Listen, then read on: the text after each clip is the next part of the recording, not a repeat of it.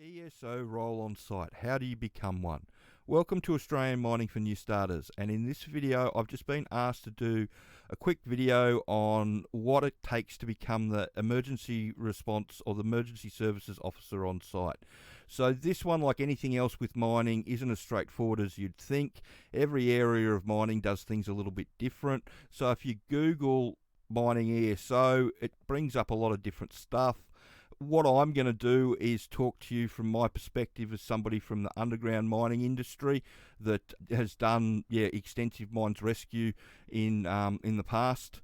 And the way it normally works is that they normally grab somebody that is from the mine site. So normally somebody with a couple of years underground experience gets sent to be a paramedic, and they become the ESO, and it goes from there. Some of the bigger sites, they don't do it like that. They normally have a emergency, well, they have somebody from the underground that's become an ESO, and their job is to run the emergency services. So they run the weekly mines rescue scenario that they do, but they also normally have a registered nurse on site, and it's their job to coordinate with the registered nurse to make sure that, you know, people that are sick need to be seen to and all that sort of stuff.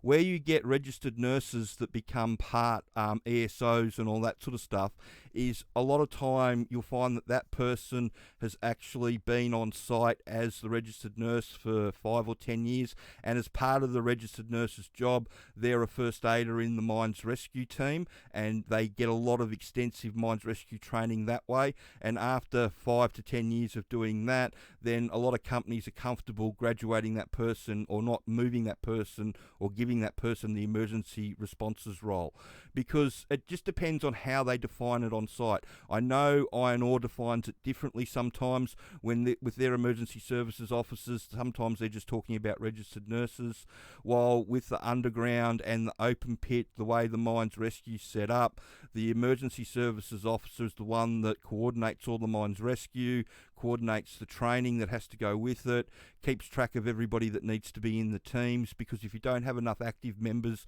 on a team, then the mines department, especially in WA, will shut your mine down. That's why I've got so much extensive, because I did it right at the start of my mining career, but I got also hauled into it as a senior member of crew, because the mine site that I was on, actually they didn't have enough members, and they were in a big trouble with the mines department. They actually got issued a notice to suspend mining if they couldn't get enough people in teams, and especially senior members of the crew into teams. So I got asked to go and do that, and I ended up, basically spending 6 weeks away from the mine site doing a bunch of courses again to get myself up to date. And so often people look at doing some of those courses to get jobs, where normally, especially with underground, once you get to site as an entry-level person, you often get the opportunity to do mines rescue, and then they send you on all those courses for free.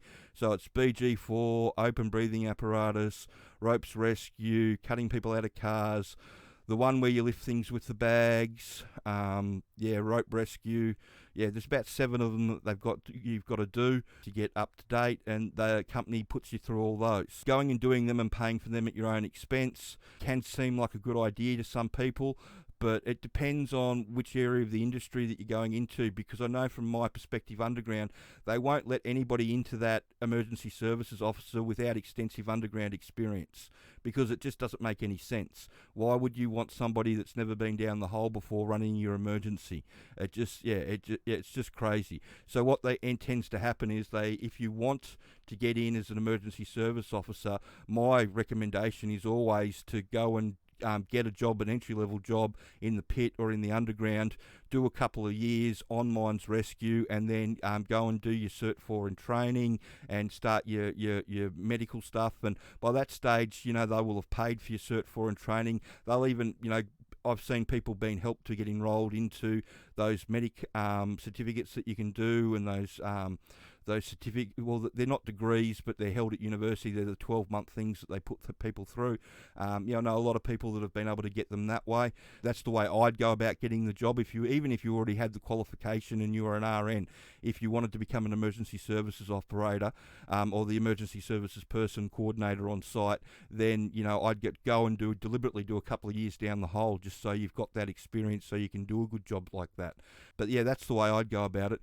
Like I said, the reason I'm doing the video is that there's been a lot of questions asked about it, and like I said, that's my perspective from an underground situation. I know iron ore run things differently, and then they do things differently again over in coal in the eastern states. But so what I'm trying to say to you is that if you're trying to get in as, you know, an emergency services officer, then I'd really be thinking about getting some practical experience, because I don't know what iron ore do, because I've heard conflicting reports about how they hire people and what they get them to do. But I know my perspective is, if I own the mine, I wouldn't want my emergency services operator not to have any practical mining experience, that's for sure. So I hope you found that information helpful and interesting, and if you could share this information around and like and subscribe the channel. Thanks.